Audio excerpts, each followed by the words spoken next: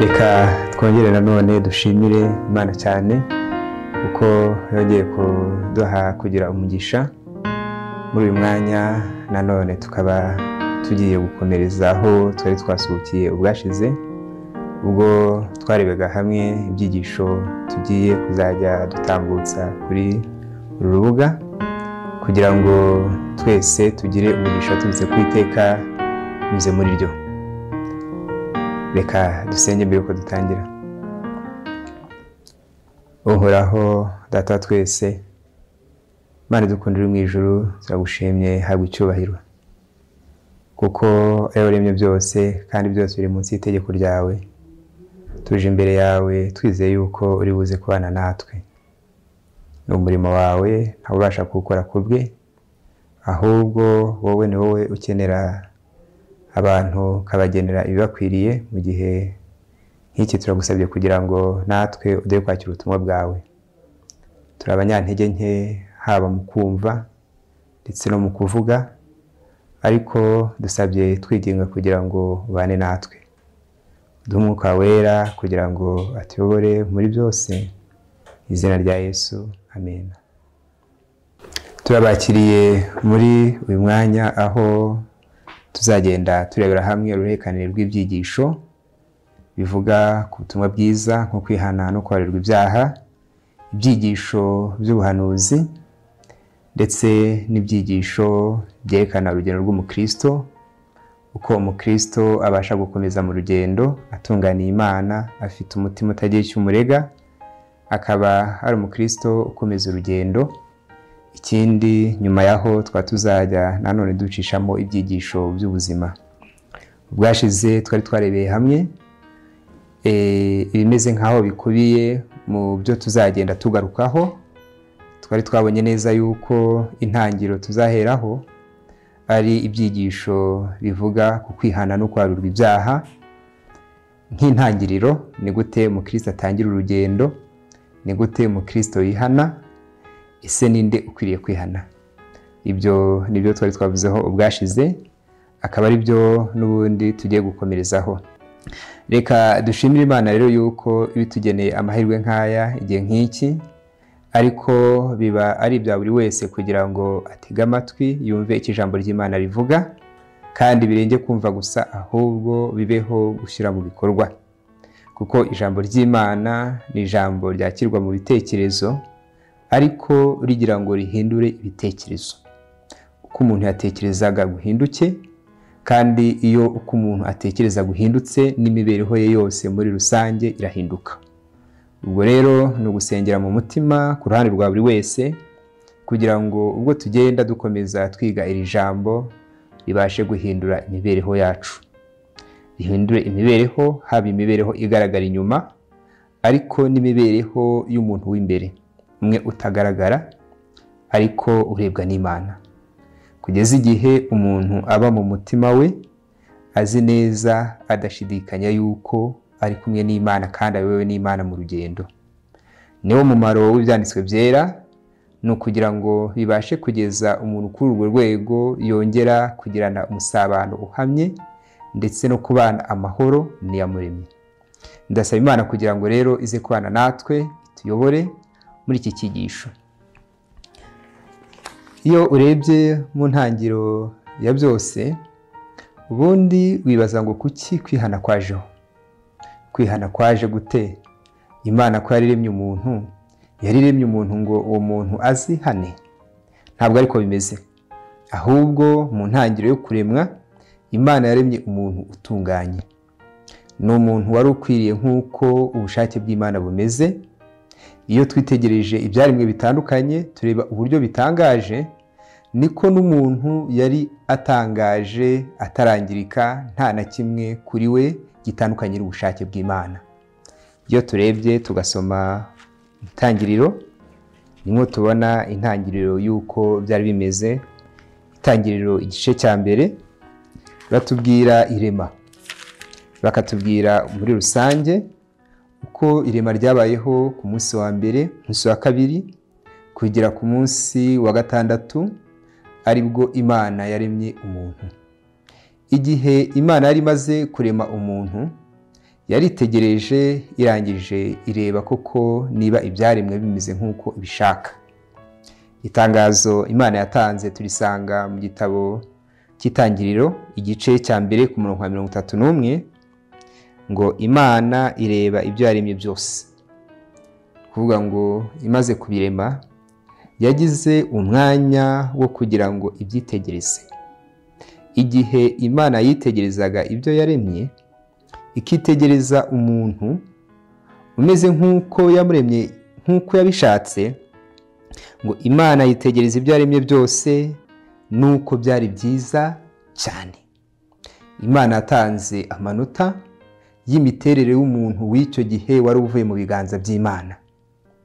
Imana irangije iravuga ngo uyu muntu ni mwiza ndetse ni mwiza cyane. Kugira ngo Imana yemere ikintu ikoresheje ibipimo byayo, nirangiza ivuge ngo ni cyiza cyane, icyo kintu kiba gihambaye.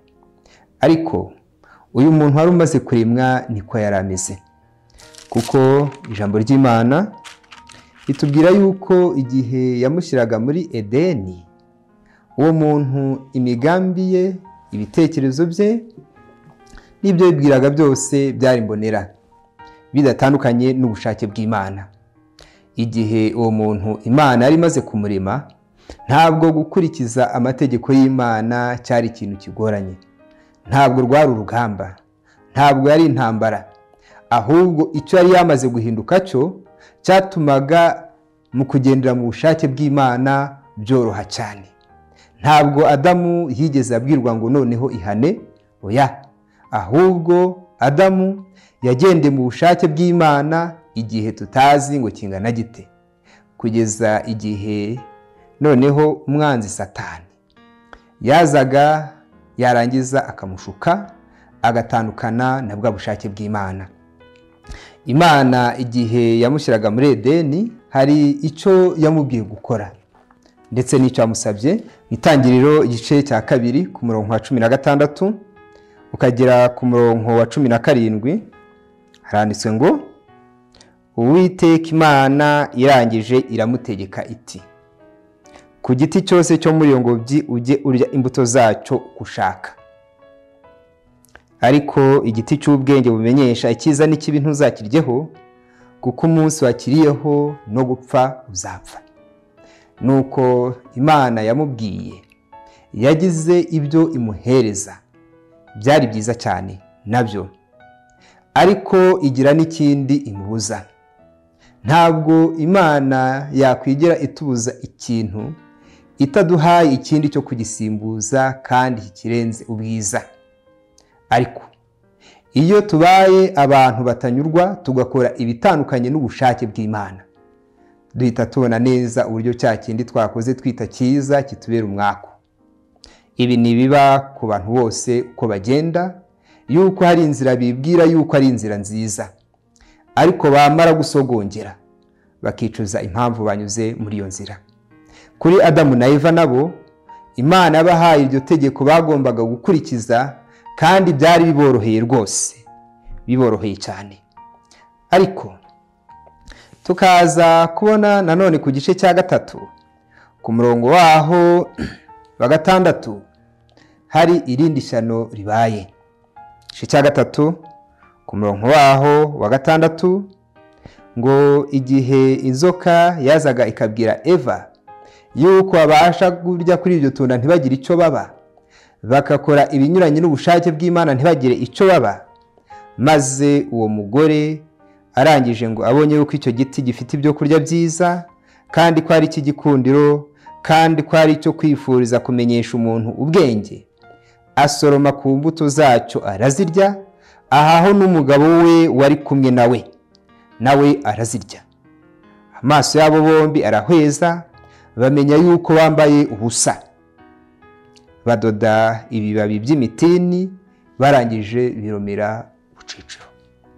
Ni ikintu cyari kidasanzwe kibaye muri Edeni, abari bamenyereye ikiza gusa. Ariko ibyanditswe byatubwiye ngo ntuzakiryeho, kuko umunsi wakiriyeho no gupfa uzapfa. Igihe bajyaga kuri iki giti, ako kanya babuze ubwiza bw'Imana, kuko mu kuremwa kwabo ibyanditswe biratubwira ngo igihe baremwaga baremwe mu mukungugu. Uko niko kurema kwa mbere kwahabaye, nuko imibiri yabo yabanje yaremwa. Imibiri imaze kuremwa ikuye mu mukungugu, Imana ngo ibahumekera mu mazuru umwuka w'ubugingo, maze umuntu arangije ahinduka ubugingo buzima.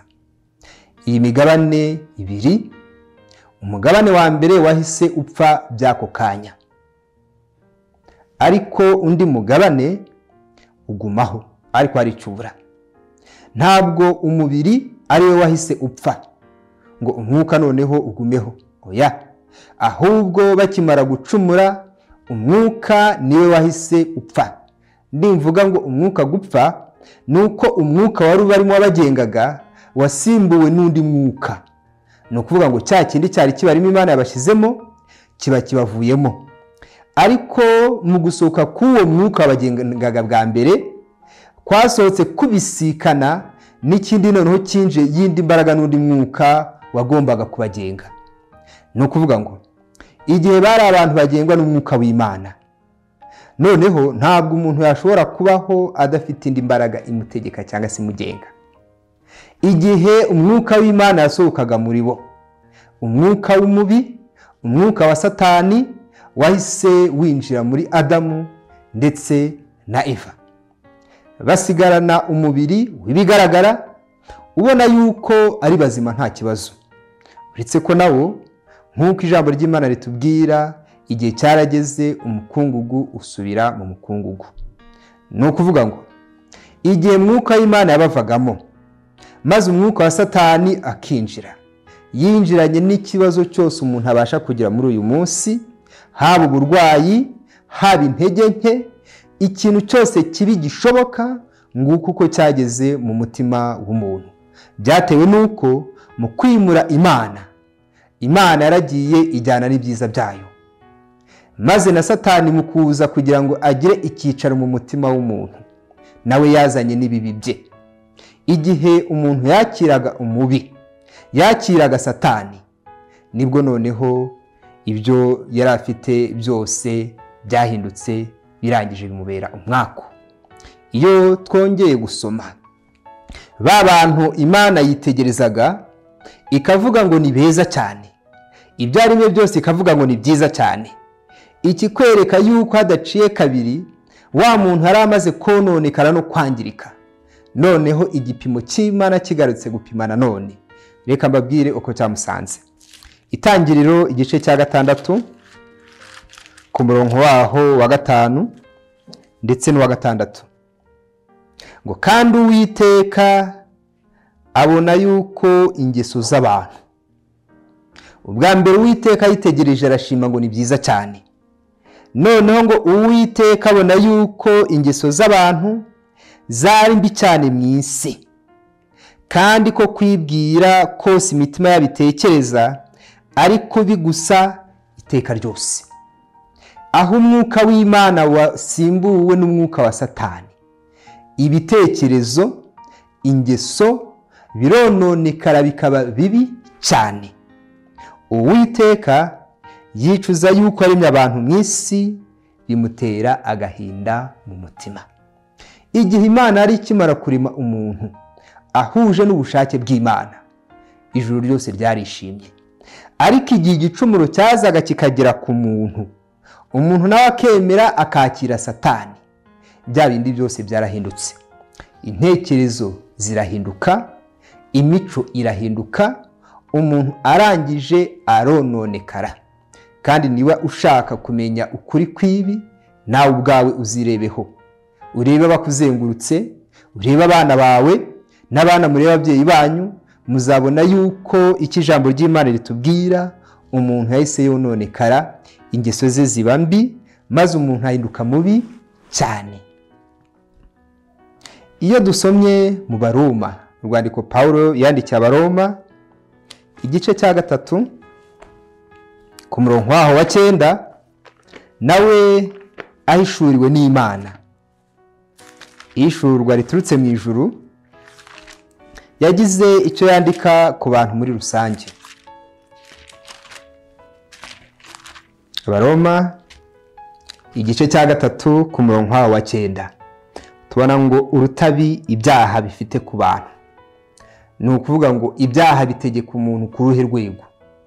Ni izihe mbaraga icyaha gifite ku muntu? Umuntu n'icyaha iyo bagiye mu rugamba rwo guhangana no kurwana, ese icyaha kiba gifite imbaraga zingana iki ku muntu?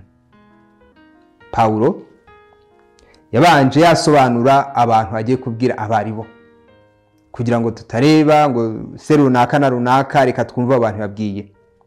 Yaravuze ngo nuko tuvuge iki? Mbese turabaruta? Oya da, habe na gato, kuko tumaze guhamya abayuda. Abantu ba mbere bagomba kubanza bahamirizwa ni abayuda. Abayuda muri icyo gihe bari abagize itorero ry'Imana. Hari ubuhamya bafite kumva, hari ubuhamya bafite gusobanukirwa.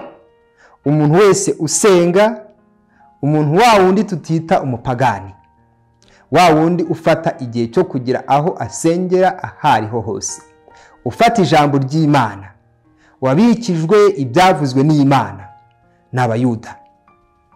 Abayuda n'Abagiriki yuko bose batwarwa n'ibyaha.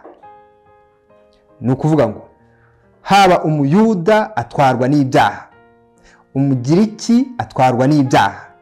Iyo havuzwe abayuda ni ba bandi bafite ibyanditswe byera nk'ikibagenga cyangwa se kibayobora.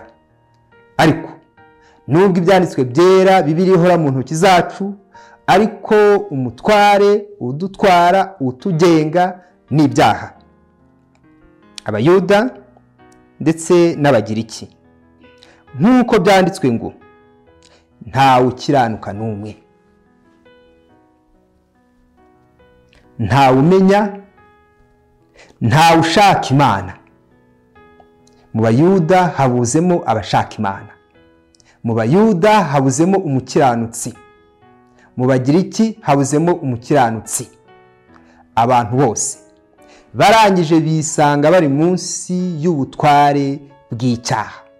Icyaha kibatwaza igitugu, baba babishaka baba batabishaka, iteka ryose bagahora bahanganye n'ibitekerezo byabo byanze gutuza. Ntawe ushaka Imana, ntawe ukiranuka n'umwe, bose barayobye, bose bahindutse ibigwari, ntawe ukora ibyiza n'umwe. Umuhogo wabo ni imvi irangaye, bariganishije indimi zabo, ubusabwe bw'inshira buri mu minwa yabo. Ingingo zose z'umuntu zagakwiye gukorera Imana zagiye munsi y'ubutware bw'icyaha, ku buryo ururimi rutakivuga iby'Imana ishaka, ahubwo rusohoza imigambi y'umwanzi. Ibyo umuntu akora byose bikabinyura n'ubushake bw'Imana. Umuhogo wabo ni imvi irangaye, bariganishije indimi zabo, ubusabwe bw'inshira buri mu minwa yabo. Akanwa kabo kuzuye ibitutsi n'amagambo abishe, ibirenge byabo byihutira kuvusha amaraso, kurimbuka n'umubabaro biri mu nzira zabo. Inzira y'amahoro ntibarakayimenya, kubaha Imana ntabwo kuri imbere yabo. Niba hari ikintu kibuze ku bantu, ni ikintu cyitwa kubaha Imana. Kubaha Imana kubuze mu basenga ndetse no mu badasenga. Aho amasengesho yacu, umurimo w'Imana dukora, indirimbo turirimba, ibyo byose byarananiranye kugira ngo bihindure imitima yacu. Dusigara dufite umuntu w'inyuma ugaragara yuko nta kibazo, ariko wakwinjira ngo ugeremo imbere ukabona ko harimo ikibazo. Imana yajya kwitegereza ngo irebe mu muntu, ikabona ngo ibitekerezo by'abantu ni bibi, imico y'abantu ni mibi, ingeso zabo ni mbi, abantu barononekaye. Niyo mpamvu niba umuntu amaze guhinduka uko nguko, niyo yagerageje kugira ibyo yikorera biranga. Yeremiya Yeremiya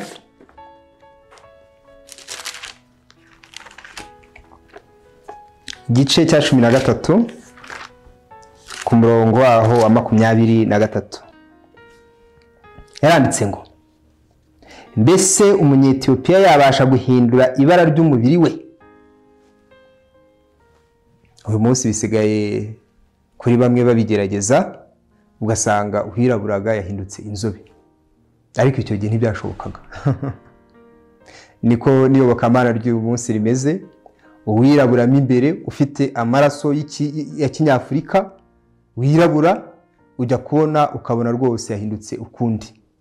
Ariko igihe yabazaga ngo byashoboka yuko umunyetiyopiya yahindura ibara ry'umubiri we cyangwa ingwe ubugondo bwayo, namwe nuko ntimwabasha gukora ibyiza kandi mwaramenyereye gukora ibibi. Abantu birirwa rimwe na rimwe barwana, bakarwana intambara zidashoboka. Ntabwo iyo ntambara ishoboka yuko we ubwawe ubasha kwihindura ubwawe. Gerageza bizakunanira n'abandi byarabananiye. Ahubwo iyo umuntu arebye nabi, uko gushaka kwigeragereza birangira bimubujije kuba umwe mu bagomba kugirirwa neza na Kristo. Baroma, urwandiko Pawulo yandikiye Abaroma igice cyaho cya 10, ibyerekana uburyo uko umuntu arushaho kwigeregereza ku giti cye. Igihe kiragera ibyiwe akabyakira nk'agakiza, kandi nta gakiza karimo. Bene data, igice cya 10 ku murongo wa mbere, aho batubwira ngo abayuda bivutsa gukiranuka kw'Imana. Imana ishimwe ko hari ugukiranuka kwayo igihe kigera kukagira ku muntu. Umuntu bikaba uruhare rwe kugira ngo akwivutse, ariko bikaba byiza iyo umuntu yakiriye ubwo gukiranuka kw'Imana. Ni gute umuntu yivutsa uku gukiranuka kw'Imana? Icyambere ni isomo dukura ku bayuda. Bene data, ibyo umutima wanjye wifuza n'ibyo nsabira Abisirayeli ku Mana ni ukugira ngo bakizwe. Ndahamya yuko bafite ishyaka ry'Imana, ariko ritava mu bwenge. Kuko ubwo bari batazi gukiranuka kw'Imana uko ariko, bagerageje kwihangira gukiranuka kwabo ubwabo, bituma basuzugura gukiranuka kw'Imana. Kuko Kristo ariyo mategeko asohoraho, kandi ari uhesha uwizera wese gukiranuka. Abayuda igihe bisangaga muri kondisiyo, mu buzima bwo kubona yuko batwarwa n'ibyaha, bakabona n'abantu basenga ariko n'ubundi bakikoreye ibyaha mu mitima yabo, ibitekerezo byabo byanze gutuza. Bananiwe kugira ngo bashikire ugukiranuka kw'Imana gutuma barebwa neza n'Imana, Imana ikabareba ikabamwenyurira. Abayuda barangije bajyaho barikorera, nk'uko n'uyu munsi mu byo abenshi bakora babikora ku bwabo. Yuko umuntu igihe kigera kigeragereza kavuga ati reka nkora ibi n'ibi, reka nkora ibi n'ibi, reka nkora ibi n'ibi, ariko n'ubundi yazajya kwisanga mu nyuma yashaka ishimwe riturutse ku Mana rikabura, igakomeze kumubwira ngo uranduye, uranduye kandi uragawa. Ni benshi baba muri iyo mibereho, kandi iyo umuntu arebye nabi ayipfiramo, maze agapfa ashimwa n'abantu, ariko agawa n'Imana. Abantu bakwemera, abantu banyemera, ariko Imana itanyemera. Ni bibi rero, ni akaga. Iyo turebye tukibaza ngo none byagenda bite, umuntu ni iki yakora, abigenza ate? Ntabwo ahari uyu munsi turi buze gusubiza iki kibazo mu buryo bwimbitse. Tuzagenda ko byisho bizakomeza turushaho kubisobanukirwa, ariko intangiriro ya byose nuko umuntu abanza yanasobanukirwa akamenya ngo ubundi ndinde, meze nte, uku nguku mpagaze nte. Kubera iki? Iyo dusomye mu rwandiko rwa mbere rw'Abikorinto igice cya 15 ku murongo wa 45, Urwandiko rwa mbere Pawulo yandikiye Abakorinto igice cyawo cya 5 cya 15 ku murongo wa 5 yaranditse ngo uko niko byanditswe ngo umuntu wa mbere ari Adamu yabaye ubugingo buzima. Ibi twabibonye yuko igihe Adamu yaremwaga ntabwo yahawe umubiri gusa, ahubwo umubiri umaze guhagarara Adamu hari ikindi yari akeneye kugira ngo ahinduke ubugingo buzima. Kubera iki? Naho Adamu wa nyuma yabaye umwuka utanga ubugingo. Ubwo uwo Adamu wa nyuma ari we Kristo niwe wari umwuka wo kugira ngo ahereze ubugingo Adamu wa mbere.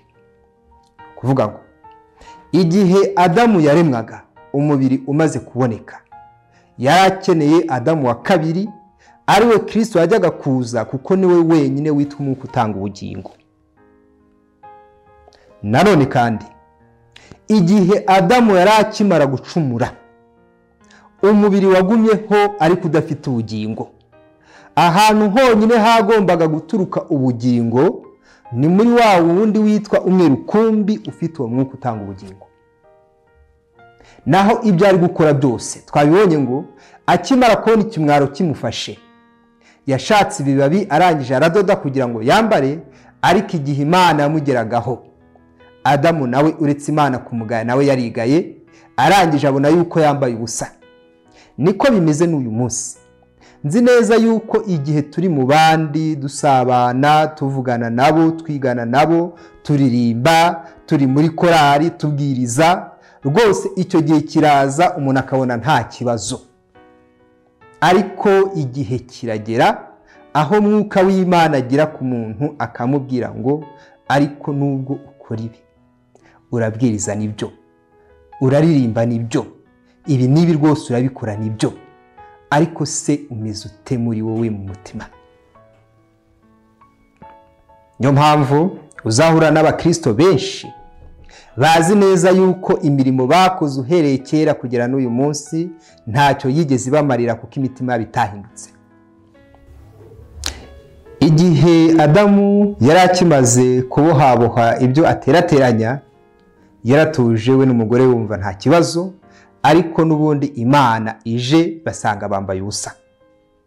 Uyu munsi wikwirebera mu ndorerwamo yuko abantu bakubona, haba abari hafi yawe n'abari kure yawe. Ahubwo ese Imana iramutse igusanze ikaza nk'uko yaje muri ya ngobyi ya Edeni mu mafu ya Nimusi, byakugendekera bite? Nicyo kibazo cyo kugira ngo buri wese yibazeho. Byamarira iki kugira ngo mu isi abantu banyemere, ariko njyewe mu mutima wanjye mbe nzi neza yuko ndi igicibwa mu maso y'Imana? Ntabwo Imana ibasha gushukwa n'ikimeze nk'ubutungane umuntu afite imbere y'abandi, ahubwo yitegereza umuntu ikarenga iyi si y'ibigaragara ikagera kuri bya bindi bitagaragara. Umuntu nawe ku giti cye abazwi neza yuko biramutse bigiye ku karubanda atakongera kugendera no muhanda, ariko Imana irabizi kandi irabibona.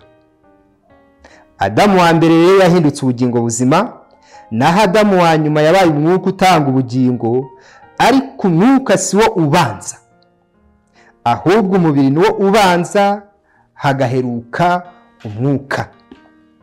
Ngiki ikimeze nkaho noneho kigira gigakora urugendo rw'umuntu igihe ari ku isi. Ntabwo umwuka ari ubanza, ahubwo umubiri ni wo ubanza, nuko mu nyuma hakaza umwuka. Kuba uriho kuri kumva iki cyigisho nuko uwo mubiri wo urawufite. Umva, ukuburanya akaguhakanya ngo ntawe uhari, mubwire yuko umubiri uhari.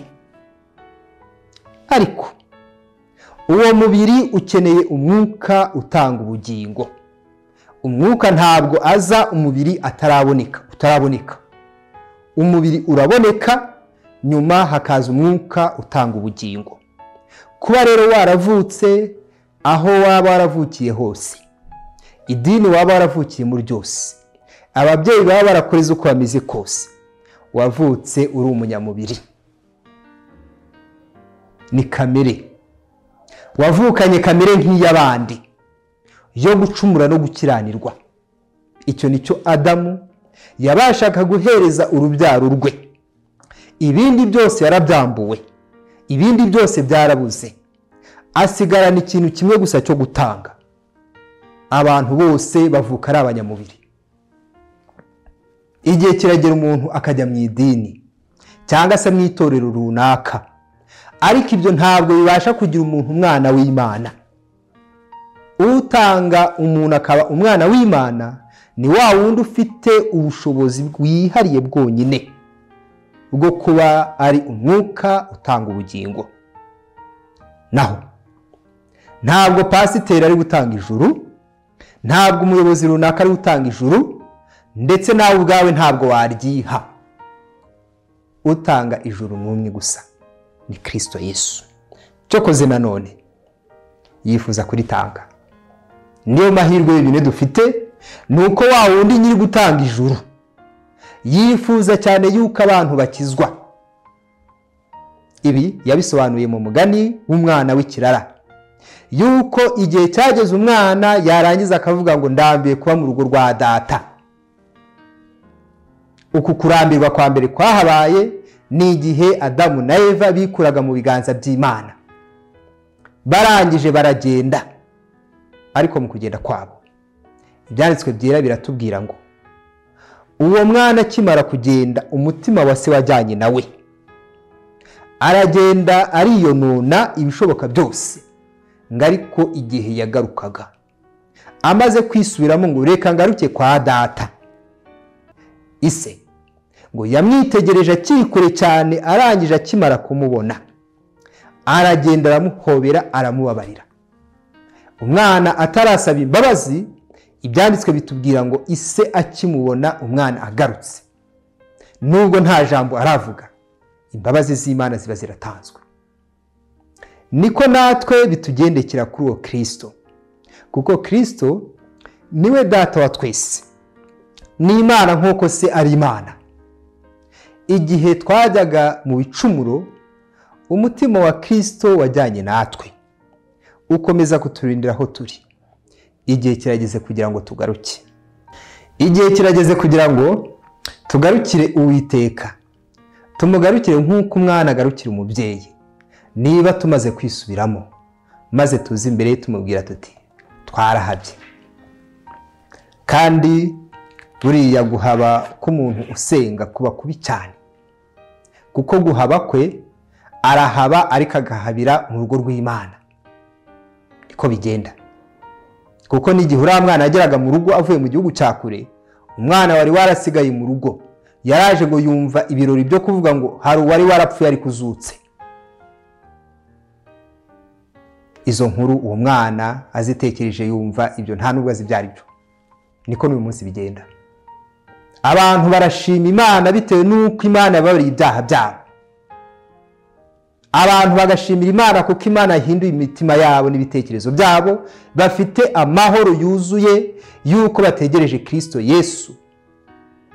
Ariko iyo icyo kintu kivuzwe, abantu benshi n'amayobokamana atandukanye nibwo bahita bahaguruka bakavuga ngo ese ibyo birori ni iby'iki?